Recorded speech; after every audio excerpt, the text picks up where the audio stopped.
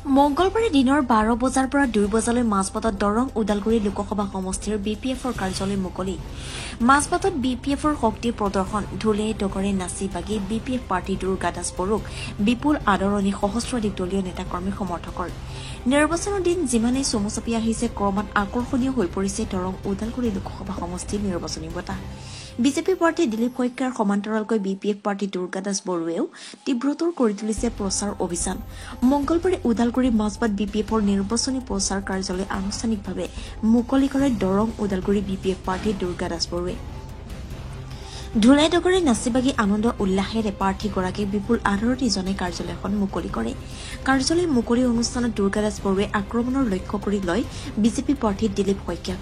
দৰং ওদালগুৰি লোকসভা সমষ্টিতো বিজেপিয়ে চৰণীয়া পথাৰ হিচাপে ব্যৱহাৰ কৰাৰ গুৰুতৰ অভিযোগ উত্থাপন কৰে দুৰ্গা দাস বড়োৱে। প্ৰতিবাৰে পূৰ্বৰ মংগলদৈ আৰু বৰ্তমানৰ দৰং ওদালগুৰি লোকসভা সমষ্টিত বিজেপিৰ বহিৰাগত প্ৰাৰ্থীক প্ৰাৰ্থিত্ব প্ৰদানৰ অভিযোগ।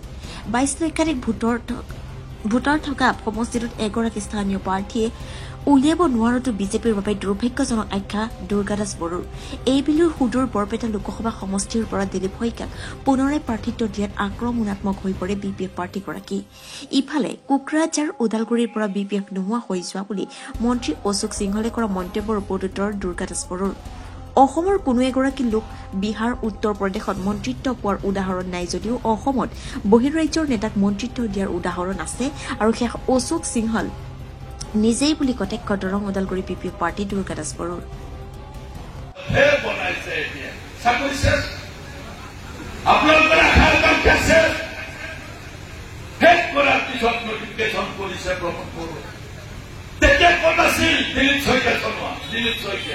ক'ত আছিল বিজেপিয়ে? কিয় নকলে আপোনালোকৰ অধিকাৰৰ কথা? এইটো ৰাস্তা ঘাট বনোৱা, স্কুল ঘৰ বনোৱা কথা নহয়। অধিকাৰত আপোনালোকৰ লাভ মাৰিছে এইখন চৰকাৰে, প্ৰমোদ বড়োৰ চৰকাৰে, দিছপুৰত থকা চৰকাৰখনে। নাম্বাৰ 1 মই দুটাই কম বুলি কৈছো। নাম্বাৰ 2 প্ৰমোদ বড়ো অহাৰ লগে লগে মই নাজানো প্ৰমোদ বড়ো পঢ়া শুনা কৰিছে নে নাই। মই জনাত বড়ো ছাত্ৰ সন্থাৰ সভাপতি আছিল আৰু বহুত দীঘলীয়া সংগ্ৰাম তেওঁ কৰিছে। তেওঁ বুজি পাইছিল যে মই নাজানো ৰাজনীতি কি বস্তু। ক্ষমতাত অহাৰ লগে লগে যি হাজাৰ মহিলাৰীয়ে দিল্লীৰ লগত আলোচনা কৰি 39টা ডিপাৰ্টমেণ্ট কোকৰাঝাৰত কালি লৈ আহিছিল, আজৰি আনিছিল হাজাৰ মহিলাৰীয়ে। সেই 39টা ডিপাৰ্টমেণ্টৰ 16টা ডিপাৰ্টমেণ্ট ৰাজ্য চৰকাৰে পঠাই দিলে।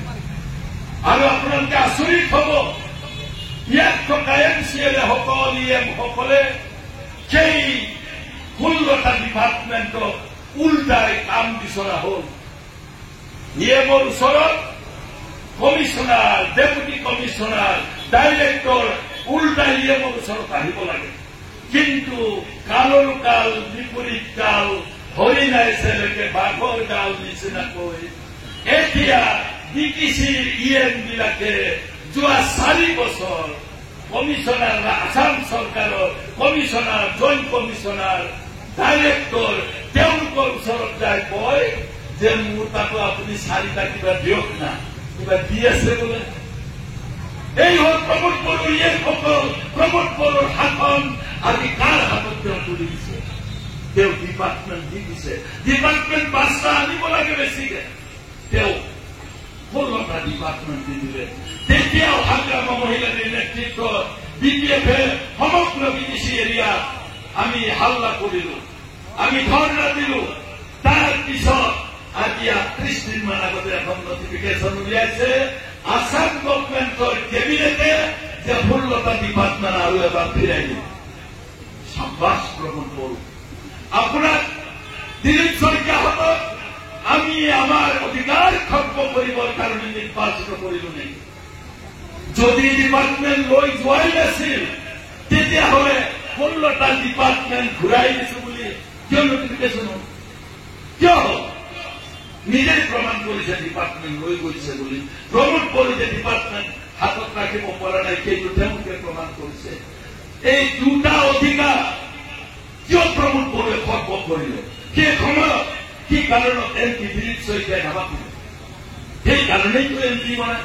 MP ৰাস্তা ঘাট বনাবৰ কাৰণে নহয়, এমপি স্কুল ঘৰ বনাবৰ কাৰণে নহয় আপোনালোকৰ যেতিয়া অধিকাৰ সম্পৰ্কে পাৰ্লিয়ামেণ্টত আলোচনা হয় যেতিয়া আপোনালোকৰ বিৰুদ্ধে কিবা এখন সাংসদত আইন আনে সেই আইনখন যাতে মংগলদৈ সমষ্টি দৰং ওদালগুৰি সমষ্টি নাইবা অসমৰ মানুহৰ বিৰুদ্ধে নহয় তাক বিতৰ্কত অংশ ল'ব লাগে সাব্বাস দিলীপ শইকীয়া ডাঙৰীয়া যিখন গা আজি অসমত বিতৰ্কিত গা সেই গাখন আনি অসমীয়া জাতিক তছনছ কৰাৰ পিছতো দিলীপ শইকীয়াই এষাৰ মাত দিল্লীত নামাতিলে সেইকাৰণেই আজি দিল্লীৰ পদ চিৰদিনৰ কাৰণে আমাৰ দৰং ওদালগুৰি সমষ্টিৰ পৰা বিদায় দিয়া দায়িত্ব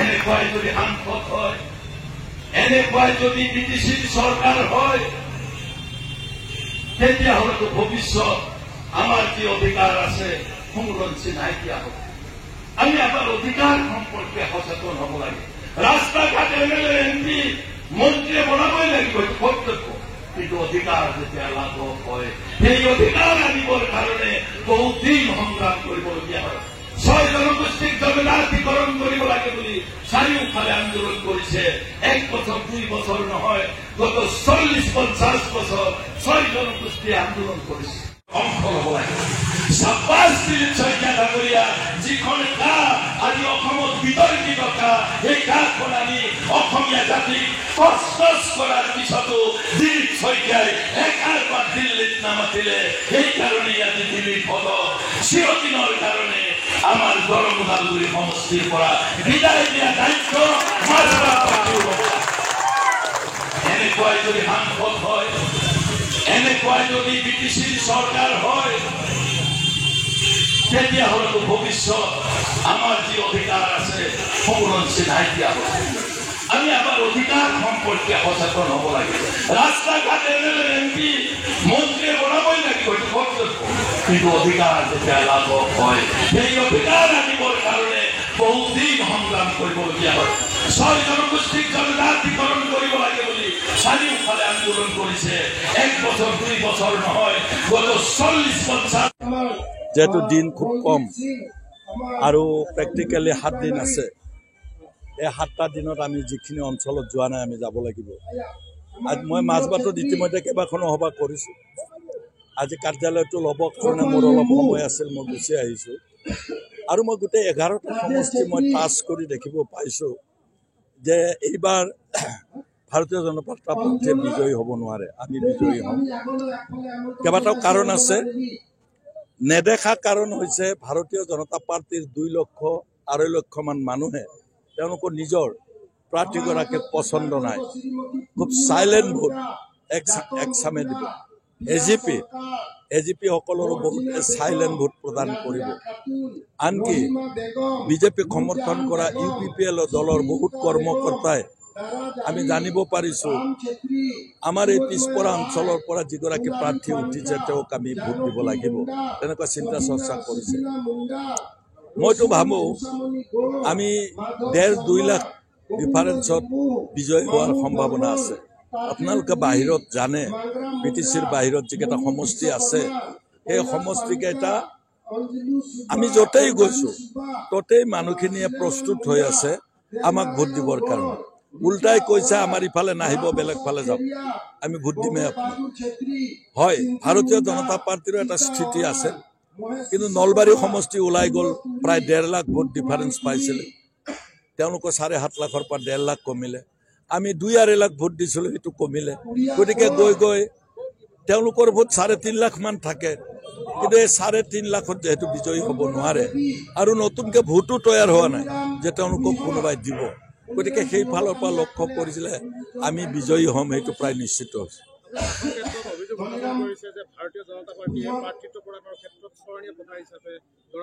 হয় নিশ্চয় মই এইকাৰণে কৈছোঁ যিসকল MP ইয়াত আহিছে এগৰাকীও যোৱাবাৰ দিলীপ লোকেল আছিলে এতিয়া দিলীপ শইকীয়াও লোকেল নহয় তেওঁ বৰপেটা সমষ্টিৰ মানুহ গতিকে সেই হিচাপে হয় ভাৰতীয় মানুহ হ'লে ভাৰতবৰ্ষত য'তে ত'তে নিৰ্বাচন খেলিব পাৰে কিন্তু মানুহৰ মান সন্মানৰ কথা আছে য'ত 22 লাখ মানুহ আছে তাত এগৰাকী মানুহ উলিয়াব নোৱাৰেতো ভাৰতীয় জনতা পাৰ্টিয়ে এইটো দুখৰ বিষয় আৰু ভাৰতীয় জনতা পাৰ্টিৰ সমৰ্থকসকলৰ কাৰণে অপমানৰো কথা।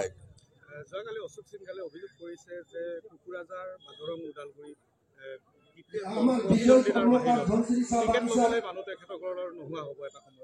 মই তেওঁ এগৰাকী মন্ত্ৰী, মোৰ ক'বলগীয়া একো নাই। মই নাজানো আমাৰ অসমৰ কোন অসমীয়া মানুহ ইউ পি বিহাৰত গৈ মন্ত্ৰী হ'ব পাৰে, ইয়াত কিন্তু হৈছে। তেওঁই তাৰ উদাহৰণ।